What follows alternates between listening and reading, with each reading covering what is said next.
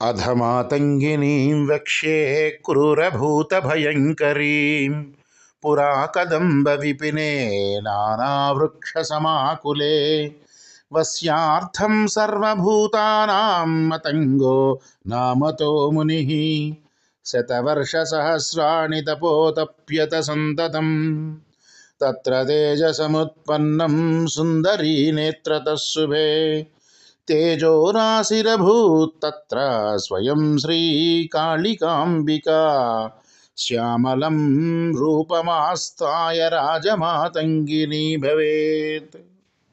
మతంగ మహర్షి 100 సంవత్సరాలు కదంబవనంలో కాళీదేవిని గురించి తపస్సు చేస్తే శ్యామల కోమల స్నిగ్ధ రూపంలో మాతంగిగా దర్శనమిచ్చింది కాళీ.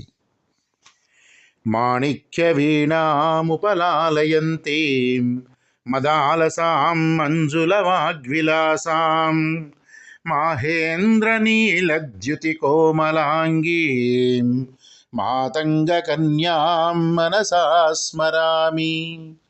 చతుర్భుజే చంద్రకళావతంసే కుచోన్నతే కుంకుమరాగశూణే पुण्ड्रेक्षुपाशाङ्कुशपुष्पबाणहस्ते नमस्ते जगदेकमातः.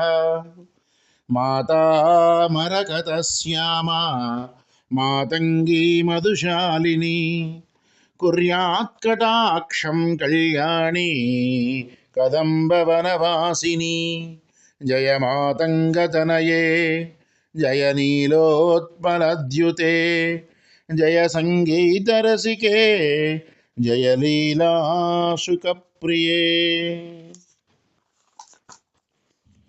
ध्यायेत् सद्रत्नपीठे शुककलपठितं शृण्वतीं श्यामलाङ्गीं न्यस्तैकाङ्घ्रिं सरोजे शशिशकलधरां वल्लकीं वादयन्तीं कह्लाराबद्धमालां नियमितविलसच्चूलिकां रक्तवस्त्रां मातङ्गीं शङ्खपात्रां मधुरमधुमदां चित्रकोद्भासि बालां